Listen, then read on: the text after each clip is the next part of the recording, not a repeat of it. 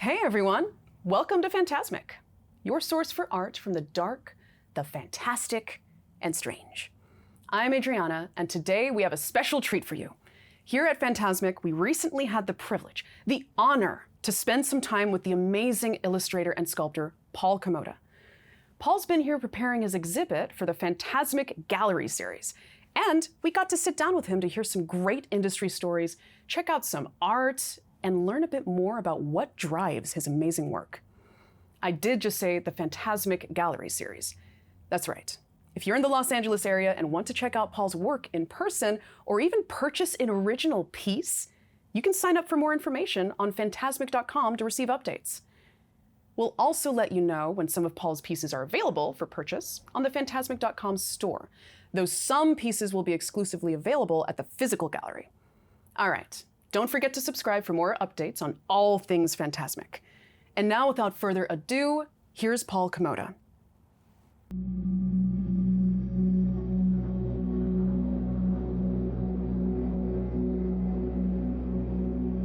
So, Paul, you came on here with this really rad-looking sketchbook that's just pieced together and beautiful. Tell us about it. It's got a bit of a history. This was actually a gift from my friend Norman Myers back in 2008, and it's something, it was a challenge because I've never worked with a book this large, and it's followed me through my entire time since moving to LA in 2000. I moved here late 2008, November actually, into 2009, and I've been here in various states of existential horror and extraordinary experiences ever since. And this book has been following me through all of that, and covers various peculiar states of mind and body and existential dread and ecstasies and perversions and bizarre nightmares and things. And it's almost like I always feel like my characters are very upset with me these days because I can't attend to them all the time, and so they're just raging and screaming to get out and be represented on the page or in clay or in whatever way would satisfy their needs. So there's a little bit Henry Darger by way of Rob Zombie. Yeah, I'd say so. It's that same feeling of like, oh my God, am I going to be on my deathbed and I'll discover this thing? But yeah, these are all things. I mean, some of this is very new. Some of this are areas I've redrawn, collaged in, and this is a current page I'm working on. So you've been drawing in this for how many years? Oh, since 2008. 2008. So since you moved out here, yeah, so in a way, it's like a journal of. It's a journal. Like you said, the horrors and hells that you've had to survive out here. In fact, but also the really cool things. Yeah, absolutely. And the thing was, a lot of this stuff is you're seeing here for the first time. My character Bertold, who's one of my main characters, is seen here for the first time in many, many years. He's one of my first recurring characters I drew as a child. Bertold. This little squashy, muppety, eye-stalked alien. And here I was going through horrible anxiety attacks in 2011 and thinking, what would this guy look like if I drew him now? So I began redrawing him in various forms there, and he took off. There are people like, Paul, you got to do something with that character. And a lot of this stuff, this is brand new. This was done last year. First color work I've done in a long time. There's Bertold again. Oh my God. Who's this? Who's this? That guy, his name is Jigoro Moreau. He is combination sort of cyber performance artist kind of wizard character that I developed last year, and there'll be more of him in the book, I think. So you have an entire lore, There's a peculiar mythos that's been growing for a while here. On butcher paper in your head. Yeah. And this is me just again, their nights have just got crazy and lost it. I love Naja. Oh yeah, she's she's a character that's been. They come and go. Sometimes I'll draw a character and a friend of mine it'll take off and says, oh, we got to do something with that character. We'll talk about them for years and then they'll get a life of their own to a degree. It looks like you're doing the mix of watercolors, Copic markers. Yeah, it's like Sharpies. There's a lot of watercolor here. It's not the best paper for all the watercolors, unfortunately, so I really have to hit it with some fixative and things like that to create layers and things. But beautiful. I love your line weights too. Oh, thank you. Just thank you. the massive details and the little intricate ones, but then the outline, it's just... Yeah, because for me it's all about creating kind of a dream logic feeling where things are in focus here and they're completely loose and spastic in other areas. That was the thing, it was just called the horrible, horrible thing. The horrible, horrible thing. Yeah. I see this just Tell us about walking the horror. body. The horrible thing was a vision that came to me in a shower one time. I'm not even kidding. Really? Okay. What it was is like, another friend of mine who's in another band called My Parasite, we were talking about typical artist kind of fears of how far are we from just ending up in the street as this horrible, wretched thing, and so I kept thinking about on that level of what if you really became a horrible, wretched thing, and it kept getting worse and worse, and you became this abominated, gigantic thing that was sprouting tumors and fetuses and just like this corrosive, horrible, mutational fluid everywhere. I remember everything. Yep. I discovered about my body growing up as a child terrified me. Really? I could feel my heartbeat. Oh my God, there's something wrong with me. Or I could oh, what's this thing going on under my skin? That must be bad. I was going to ask. I had a dread fear of parasites, which I'll get into later. I have to thank my dad for that one. He's like, Paul, if you don't wash your hands, you'll get a tapeworm. Oh, yep. Oh, thank you, Dad. And he provided me visual aids too. It's like, whomp, big book on zoology, whomp, big page full of a big coiled, horrible thing. I'm like, that'll coil around your rib cage and grow and grow inside of you. It'll eat everything that you think you're eating till the worm grows fatter and fatter. You're growing skinnier and skinnier like a mummy, and the worm is inside of you, and it's the only thing you are. I wanted to be so many other things. I wanted to be the guy doing spaceships and robots and high-tech sci-fi stuff and cute cartoons, but I always had these nightmares, and I'm not talking about nightmares where you're waking up in the dark and screaming. I had those too, but it was mostly there was an undercurrent. Didn't matter where I was, I'd be having a great day and suddenly I'd be thinking about things and having these notions of what could go wrong with you, and it would ruin my day. I'd sit there like, Paul, worry, catch up, Paul, catch up, Paul. I'm like, I feel bad. So I found like the only thing to do, movies like Eraserhead, the Cronenberg films, obviously, they help catalyze a lot of that. So you know what, I just got to get this out of myself. Nice. And before I knew it, I'm doing stuff like this. That's a big image of the clown. That'll be finished soon. Cool. So these are like the intrusive, horrible thoughts. You owned them. You owned them. That's the thing. Because you figure, if they're going to be with me all the time, I might as well make friends with them and have them work for me. Take friends the with your images demons. that were in here. And figured like I'd make them everyone else's problem. At 25, you were self-destructive, and then at 30, you were simply destructive. I think it's so cathartic and just a great way to process a lot of things. It really is. It really is. It's kind of where I get it all out. Because you're working on, just to get by. Obviously, you're working on whatever. Luckily, I've been lucky enough to work on some very amazing things over the years. Worked in the film industry, collectibles industry, things like that. Doing lots of commissions this year. But in the meantime, I always have this outlet where I can get like just whatever's in my head realized. Of course, I'm out of a lot of room now, so that's why I'm drawing. And that's kind of it for now. We're for this so one. lucky to be able to, it's unfathomably just lucky of us to be able to look into your sketchbook. The viewers, they would probably also love to check out your sketches and your work. And I know that there is one that's already been published of your work. Thank you. There we go. Oh, cool. So people can actually find this and purchase it. It was a long time coming because I remember it was, I swear this was probably 2000 and pretty much ever since I began going to Comic-Con in 2000, people were saying, I might have a different book, but people would say that you've got to get that out there somehow. Yeah. And so I, for all the things I was trying to be, I became known as the guy with the book. Says, you got to have the sketchbook. So the reason you're seeing some images like Spider-Man there was for some design work for Toy Biz at the time. I see, some So this is all going back 20 years, 23 years, give or take? Yeah, so still my New York years, it's about probably 2002, 2003, things like that. Cool. And I can look at this stuff and say it's more of a journal for me than just writing things down. It says, I want to hear this today and met these people, because I can look at this and say, this is where I was. When I did this, these are the things that interested me at the time. Yeah. This reminds me of a person I talked to, and there were so many things I could think of when I was thinking about when I was walking down the street. Yeah, that was for a friend's performance. My friend Shiki, she's got has her band Android Lust, and for a stage performance, we'd always do body art.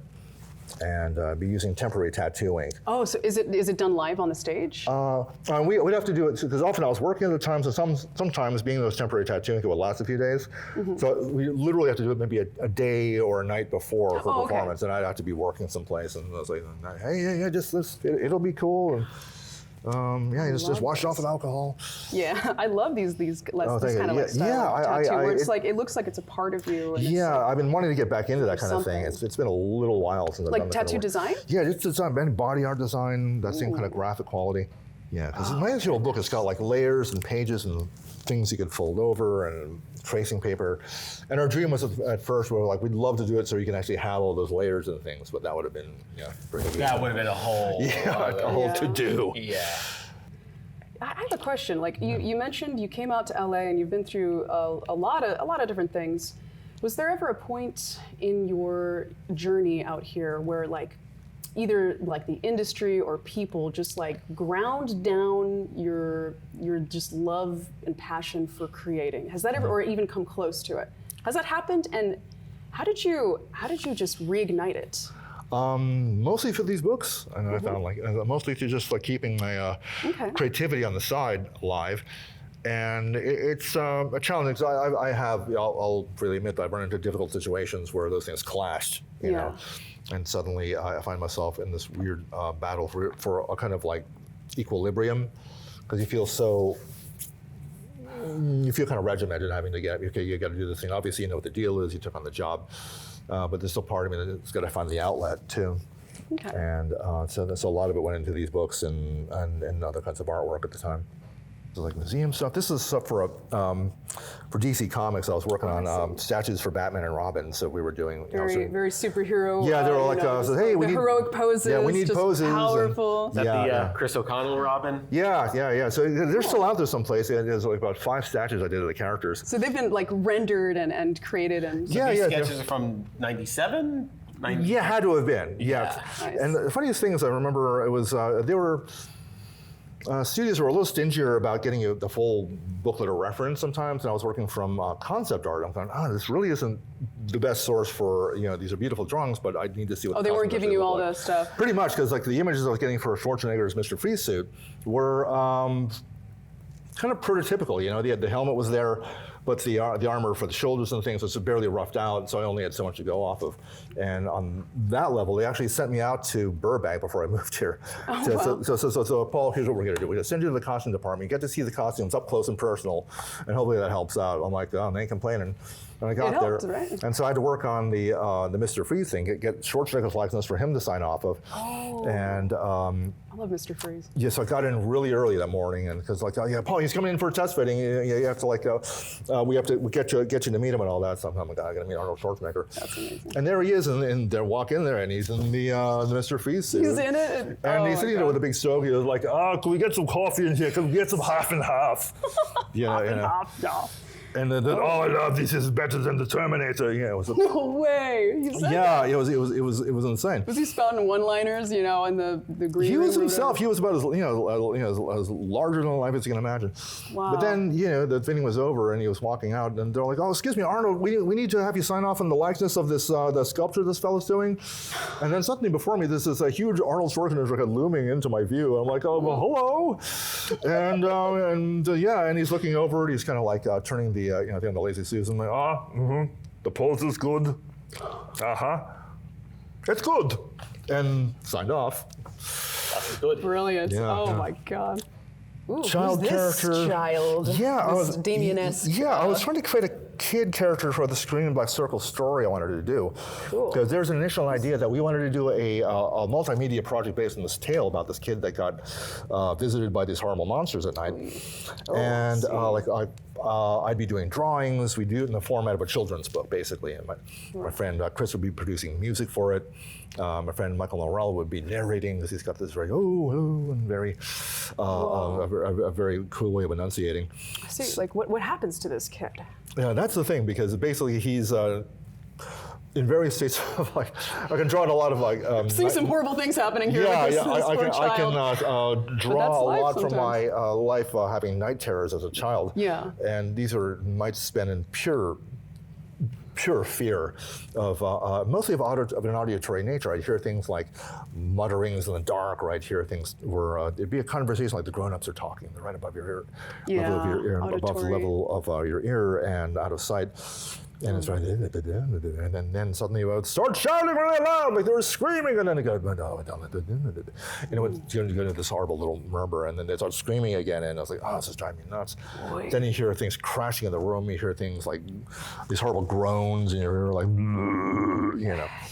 And that would make life very interesting for a little while. And my brother Dan, he could fall dead away into sleep. Yeah. But he was out. I was like living in sheer mortal terror for hours before I went to sleep. Jeez. And so a lot of that was going to go into the book. You know, it was this whole matter of like making those things real in the form of all those unseen horrors real in the form of the pig and the clown, which would be you know, chasing the kid around the room and doing horrible things. That's the Agony Man. He's another The Agony Man. main image of mine. I'm kind of known. I mean, if I go to my grave at any one point, he says, he's the guy that did the Agony Man. So it's something I created like years ago. That's his mouth. He's got a rather complicated maw there. What a... That was the original sculpture of him. Oh, you sculpted him first. Yes.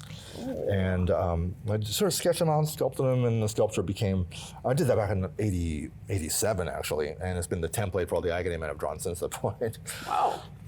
I love your sense of style, like not just like, you know, what you're wearing, but also what the characters and these people have on. It's just so good. Because that's the whole point of like, because you know, you live a certain lifestyle and you meet certain people and go, oh my God, this is amazing inspiration. Because I know people that were fashion designers, I knew people who were just doing things where it was like, oh my God, you're doing stuff that I couldn't even think about, you know, as far as like leather work and things like my friend so cool. Mildred of Mother of London was doing the most astounding fashion designs I'd ever seen. Jeez. Like things like. I love it. I love the latex, the laced up, everything, the goggles. Just I've been away from that for a while. I've been wanting to get back into that. I love these ridges, these kind of almost like Giger-esque, like just ridges, mechanical. I was just like the flow was always something I was trying to get in that character. It's beautiful. How do you like to tell stories through your work? Like how does a single, for example, like a single illustration tell a story? How do you get it through? Yeah, I think it's just, again, kind of like these. And these are things I was doing. This was post 9/11. I was like, you know, dealing with the sort of anxiety and just like wanting to tell, you know, on this little small pad of paper, and again, using characters that I developed already, and creating kind of a sense of a story that maybe you didn't know what was going on, but there's something going on. Yeah.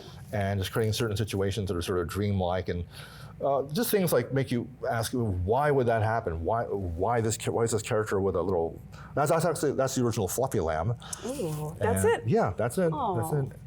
And why is my doggy saving my character Courtney from a fire? Aww. Why is Ricky biting this guy's face off? You know, I see. Who are these guys? And just creating kind of a sense of mystery, or creating a sense where you're going, I want to know these characters. I want to know what happened, or I want to know why this is happening.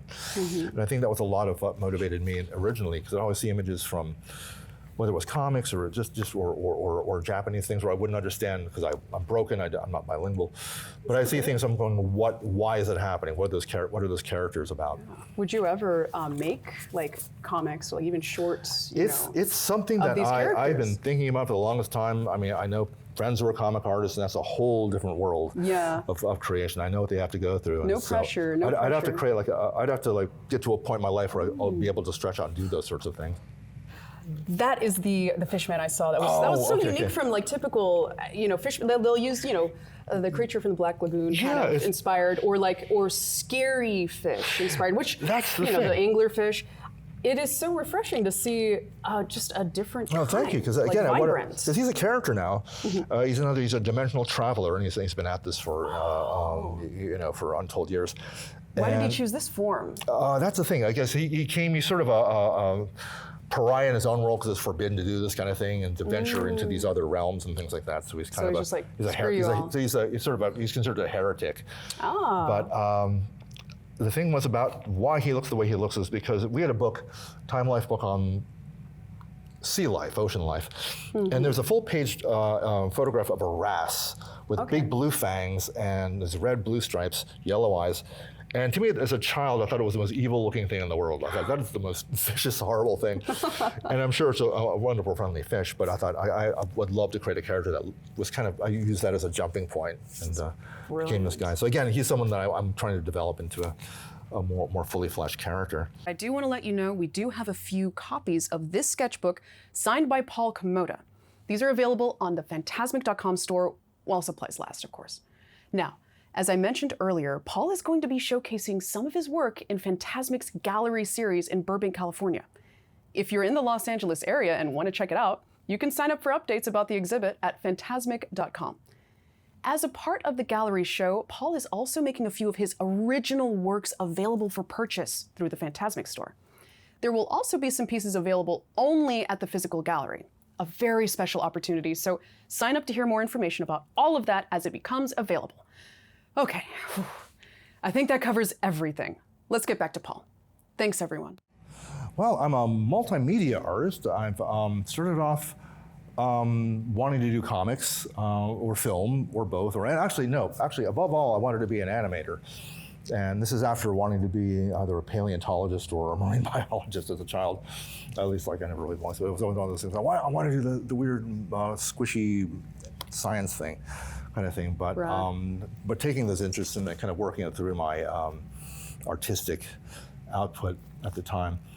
So I think my initial feeling was I wanted to do like stop motion animation or cell animation. That's the thing. My brain's very kind of like, no this, and all that. So, but out of all that, motion. Yeah. So you were looking at Clokey and yeah, huge like Ray Harryhausen obsessive as a child. And all that. Yeah, all the claymation stuff. Like whether it was like Clokey. A lot of I was raised by Gumby as my god, or the later Will Vinton stuff was amazing, and then of course later things like the brothers Quay and Jan Svakmeyer. Are still huge influences too. So where are you getting these influences? Are you growing up in New Jersey, watching things on WPIX 11? Yeah, I think what it is going like into the city. I think. Excursions? Well, here's one thing too. I think both my parents are artists. Like my dad was a illustrator. My mother was a children's book illustrator. There's a book she did that's fairly well known called Jelly Beans for Breakfast. Wow. So I grew up in an artistic environment. So there's plenty of immersed in it your whole life. Yeah. So there were always amazing books on nature and the natural world around us all the time. So we lived in New Jersey at the time, and so well, they still do.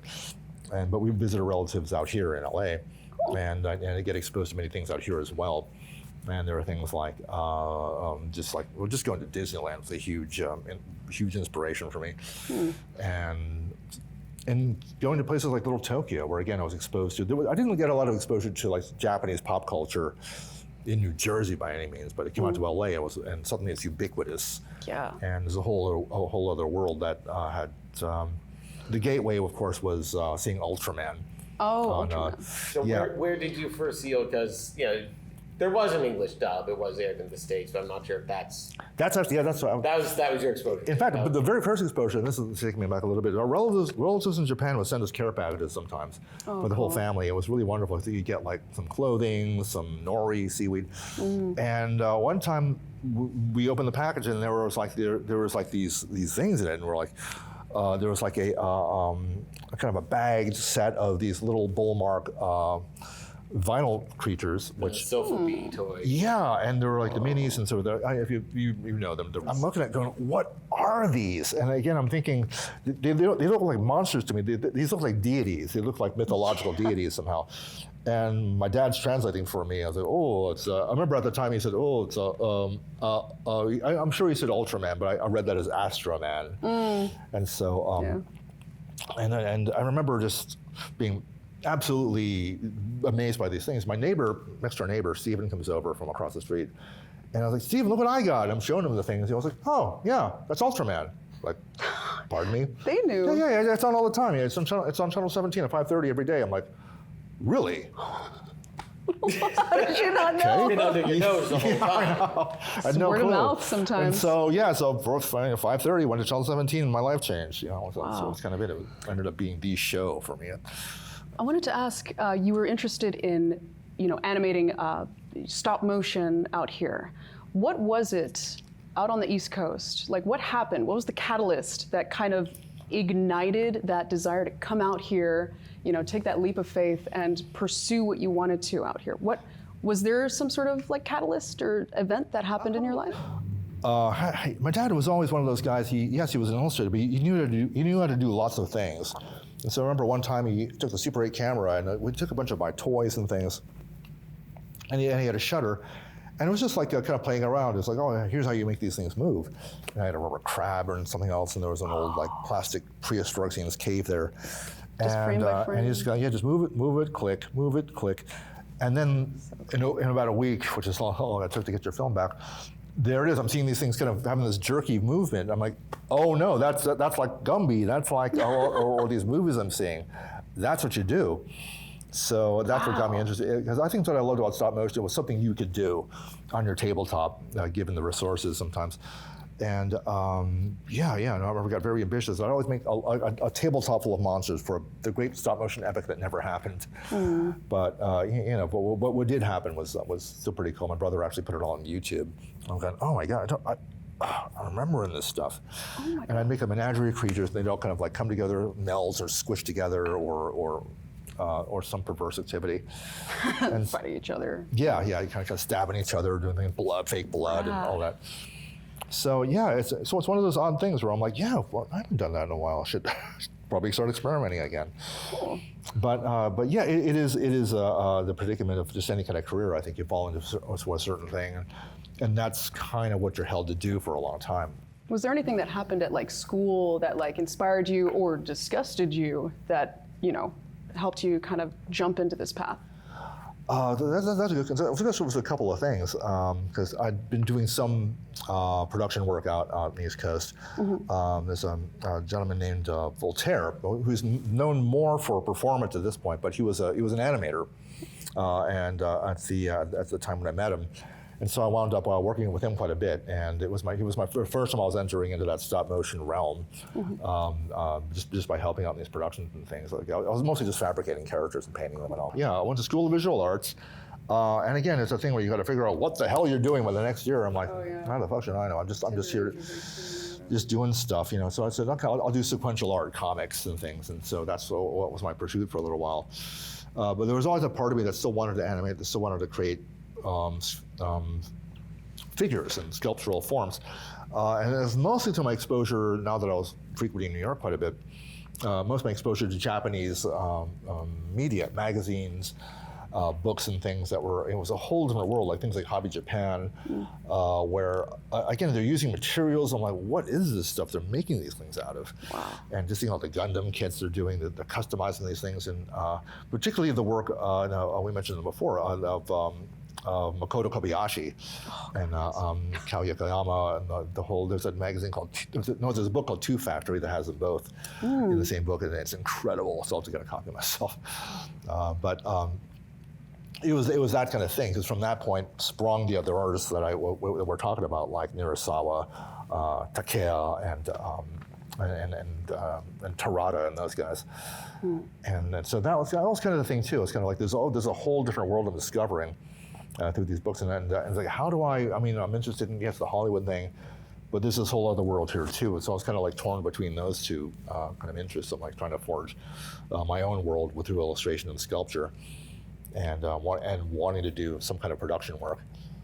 You mentioned working in film. Yeah, because believe me, that didn't happen immediately. It took a couple of years for me to make it out here. Oh yeah. But the How impulse was that like? It was sort of a thing where I was in Philadelphia. I was living in Philadelphia at the time, and I felt that this is just a stopover, and my next stop has to be LA. And this was, like I said, this was back in 2008. It had been a little while since the impulse to come out here, to actually come out here, actually came to be. I remember visiting friends that says, I'm just going to come out here for a little while, see how it is out here, and figure out what kind of work's available for me, where I could possibly live. Because I'd begun working out here through various companies, through like toy companies and things. There's a company called Toynami I'd done some work for. And so that kind of got me introduced to things. And through that company, I met my friend Toyo Okinoku, who was friends with effects artist named Jordu Shell. And he was going to visit him that night, and I'll never forget this. I was like, hey, I haven't met Jordi yet. I said, oh yeah, come on with me. And so I went to the studio, and again, absolutely floored by what I'm seeing. Is this genius level sculptures of aliens and monsters, all just lining the walls, masks and the full body, just like props and things. And we really hit it off. And what started, kind of catalyzed by being out here in a sense, we're the one who, I'll always give him credit for the one who got me motivated enough to come out here, is he sat me down and he was like, Paul, how long are you here for? And I was like, I'm probably here for another 2 days. I'm taking off on Thursday, whatever. I was like, he looked me in the eyes and said, Paul, miss your flight. Stick around. I can get you working here tomorrow. And turned out there was some work, because he was working on, at the time he was working on Avatar, and he was working on some of the maquettes of the Na'vi characters and things. And so he actually let me work on some of those figures. And so technically speaking, I worked on a microscopic level, I worked on Avatar. That is incredible. But yeah, no, there's some other things that didn't happen, but I was around enough to actually get a sense of what it was like out here. Interviewed at some other studios like General Giant and things, and was able to, and some work did come through Jordi's studio where I was like, oh, this is okay, I need to give this a go. And again, didn't happen. I think it was about a year later, I was finally able to, the circumstances conspired to finally push me out here. Nice.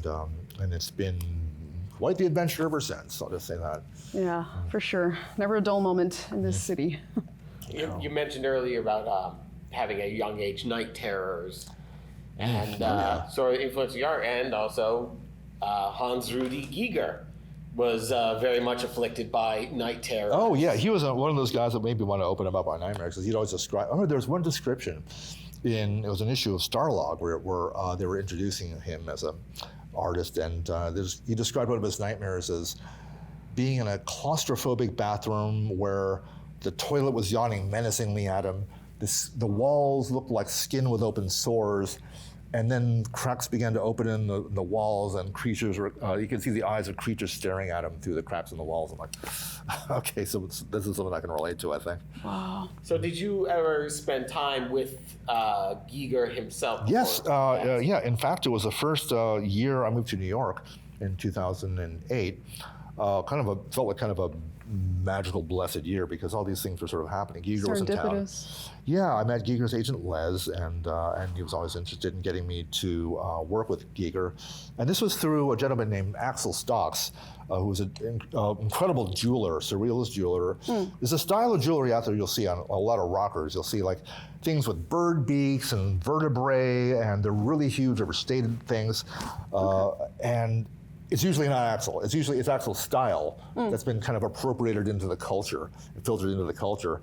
And so he introduced you to Giger's agent, who introduced you to Yeah. In Giger. fact, it was a funny thing, because for years and years, I guess him and Les were kind of at odds. And he was like, no, Les. And then I guess they buried the hatchet one day, and I got a call from Axel. I was like, hey, man, it's Axel, man. Yeah, Les Barry is here. He wants to talk to you in regards to doing stuff for the Giger Museum. I'm like, sure, cool. And I called him up. Hello, Mr. Komoda, this is Les Barry. Yes, I've spoken to Axel, and he speaks very highly of you. And Ronnie Brandt over at Giger Studio says you're one of the best, and so we very much like this is done with you, and talk about discussing some projects for you and the Giger Museum. So I came down there, and I was always like, wow, I don't know what I'm getting myself into. Let the madness start. And so through a couple of projects, I remember the first time I met him, I was actually at Voltaire's, and Giger was going to come down with his wife and with Les, and he had to critique a little piece of jewelry I was doing. Hello, I am Giger, and hello, and I'm trying not to completely nerd out. Yeah, what was that like? Oh my God. And I remember he was critiquing the piece I was doing, and says, yes, I see this thing. It was an arm, leg, the biomechanoids are half arm, half leg, and they're sort of intertwined as this little long independent. I show you, the feet must be longer, the toes must be almost finger-like, and meanwhile he's drawing on a little piece of a club flower. Yes, anything. And he's kind of poking through the paper because there's nothing on the back end. He's like, oh shit. He's like, no, and then maybe this is too muscular. I don't want to look like a football player, and this should be a lot more aesthetic. And oh shit. shit. Scheisse. And we're like, what's he doing? Like, oh, He's creating. And finally he gave it back to me. It was like some sort of weird secret arcane document with all these drawings of legs and fingers and things. Wow. And I was like, oh, okay. And then he took it back and all that. And I remember when he when they left, we were like, oh, that was strange. Hey, where's the drawing you did? And we're looking all over the room for it, and it turned out he crumpled it up and threw it in the garbage, and I was able to, Oh my I God. grabbed it and I reclaimed it. Now Yeah, you it's folded up in one of my Giger books someplace. That is so cool. Yeah, but flash forwarding a little bit, I'd already done several projects for them. Cool. And what it was, I think it was actually Giger's wife, Carmen, arranged with Les to like get me out there to work there for a month.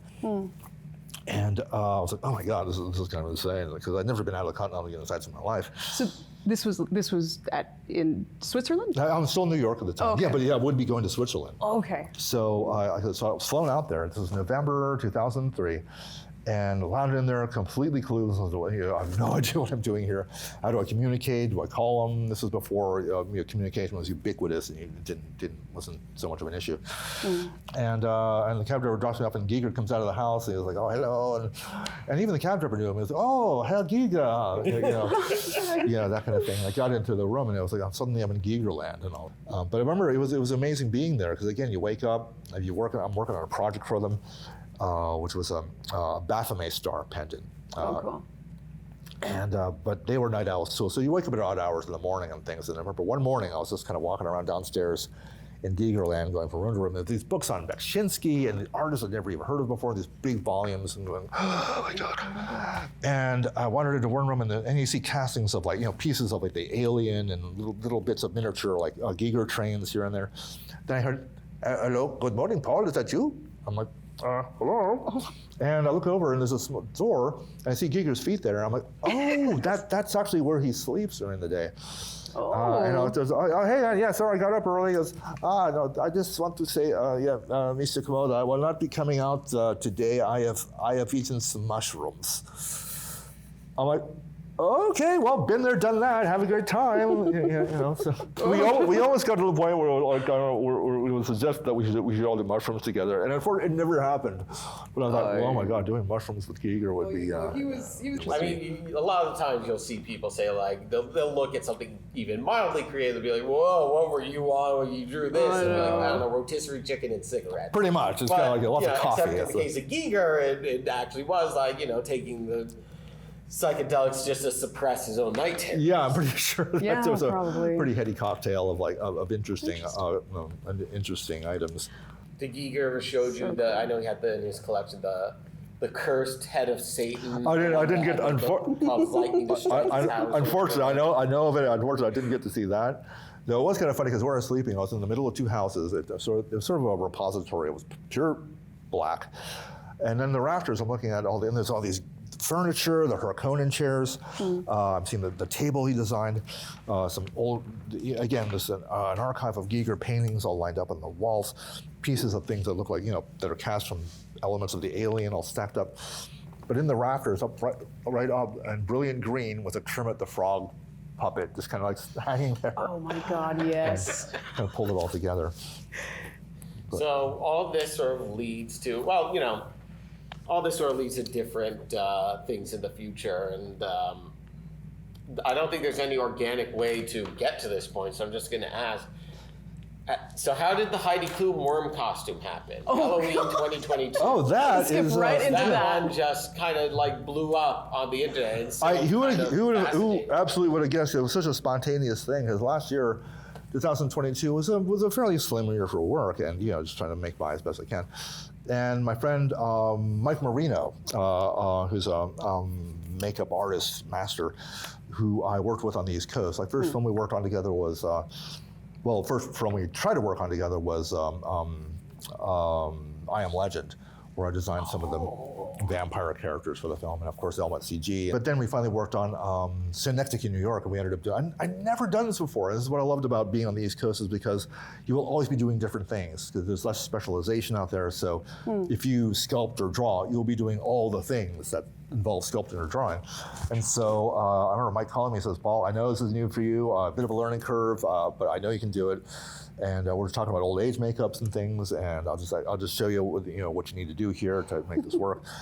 And so it was a whole learning experience. It was like going to school for the first time with this kind of thing. Okay. And I ended up doing old age my prosthetic pieces for Jennifer Jason Leigh, and helping out on the Philip Seymour Hoffman makeups. There was some aging makeup for Samantha Morton for that.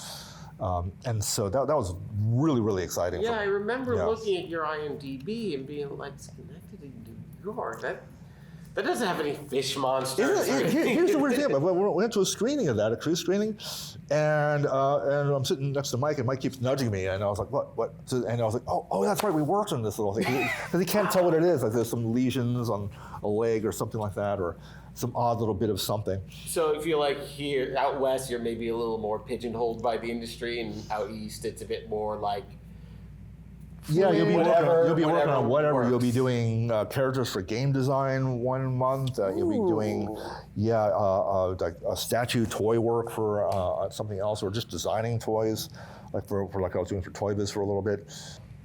I was between things, and Mike called me up and said, hey, Paulie, you interested in working on a worm woman? I'm like, not telling me what it was for. I'm like, yeah, sounds right up my alley, I guess.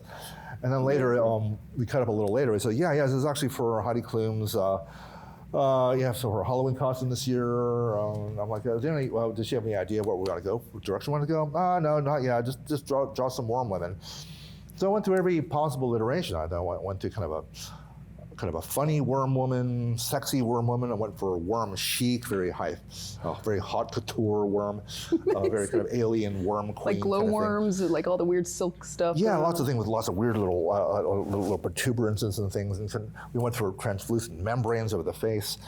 And when all is said and done, Mike got back to me. I was like, oh yeah, well, turns out she just wants to be a worm.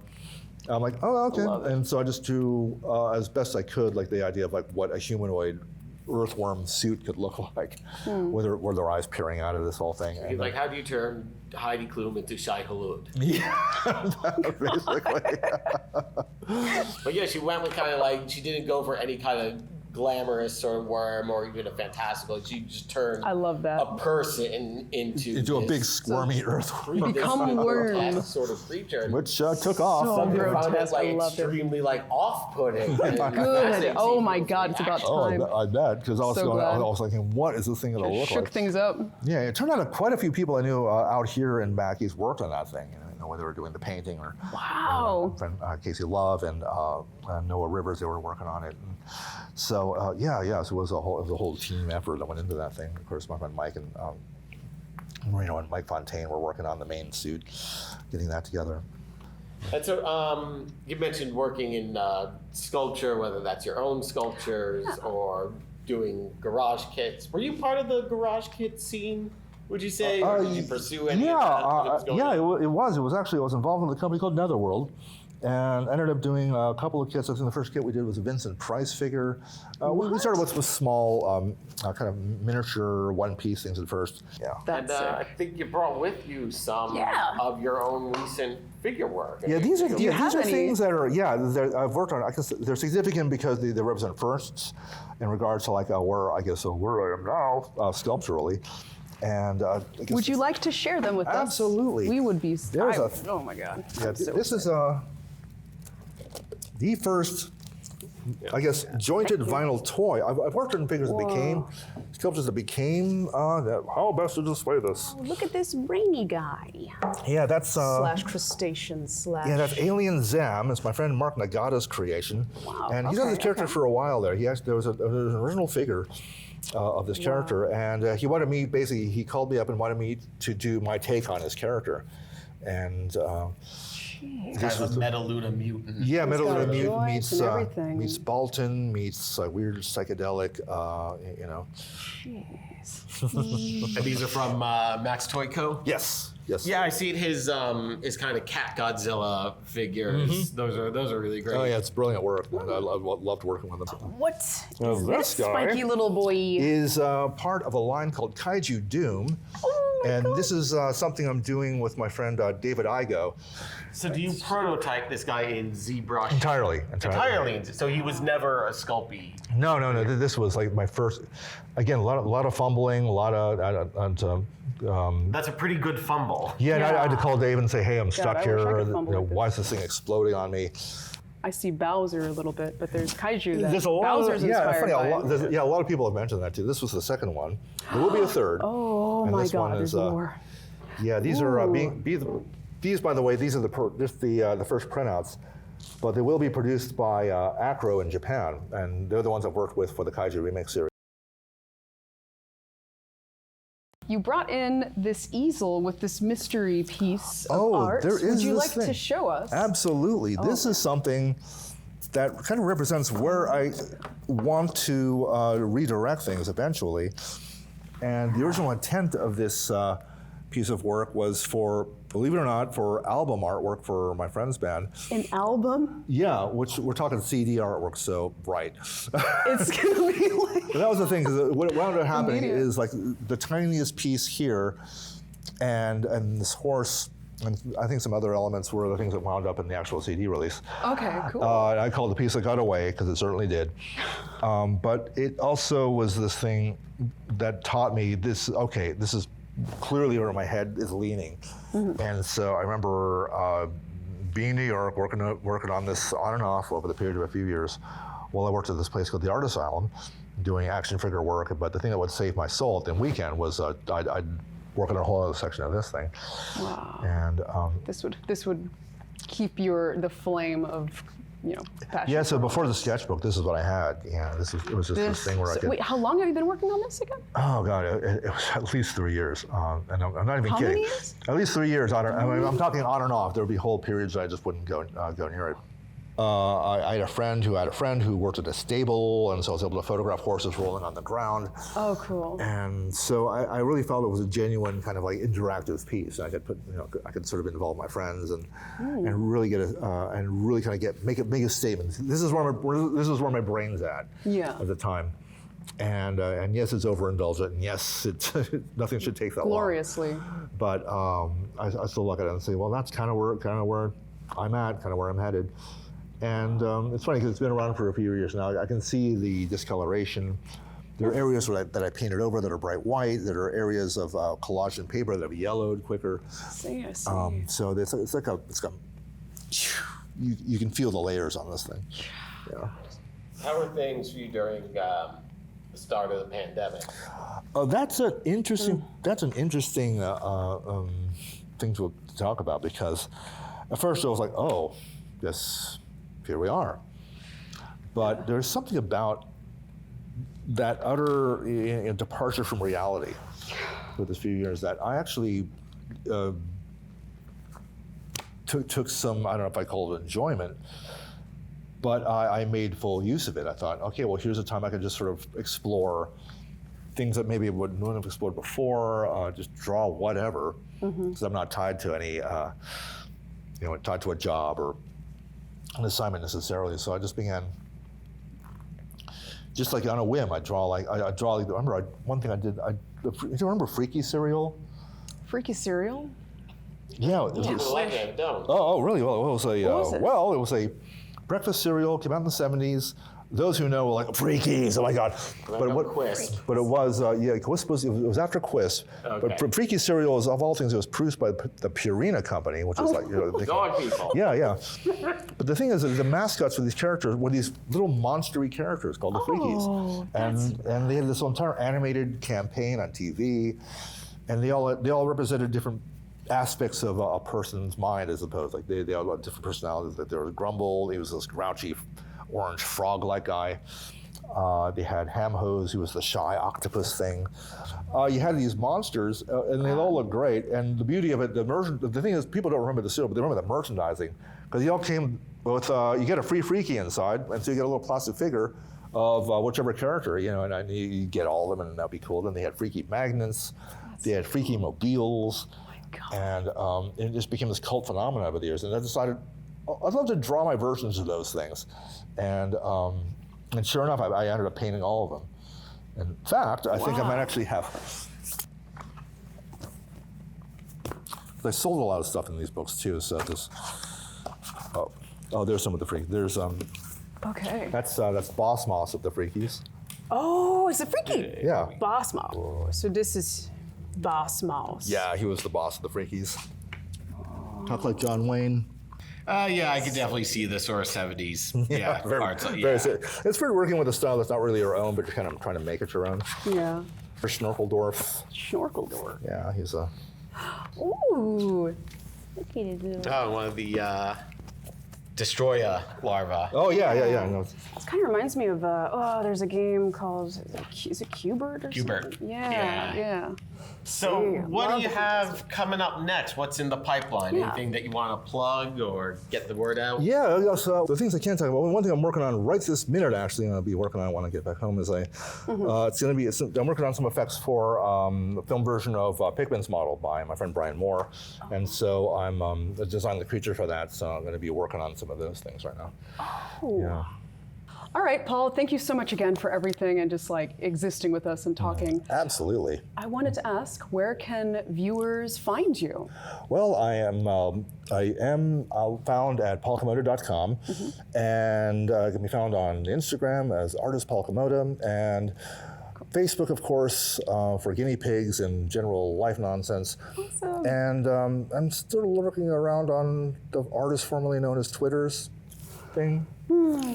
Whatever he wants to call it this week. Yeah, but I will say, though, I think I found more Japanese artists and fans through Twitter than almost any other shows from media platforms, so I'm sticking around. Playing the violin on the deck of the Titanic. Absolutely. And so you can find Paul Komoda's work, you can find his signed sketchbook, and even more at Phantasmic.com, where we have the sort of menagerie of dark art that we curate. And we thank you so much for watching us. Bye. Y'all come back now here. All right. Well, there you have it. Paul Komoda, everyone. What a great time it was talking to Paul and hearing about his journey as an artist. One last reminder, you can get that published sketchbook on the Phantasmic online store. These are signed copies from Paul. And finally, don't forget to sign up at Phantasmic.com for updates about Paul's exhibit in the Phantasmic Gallery Series, his original works available for purchase, and more updates about all things Phantasmic. Thanks, everyone. Take care. Adios.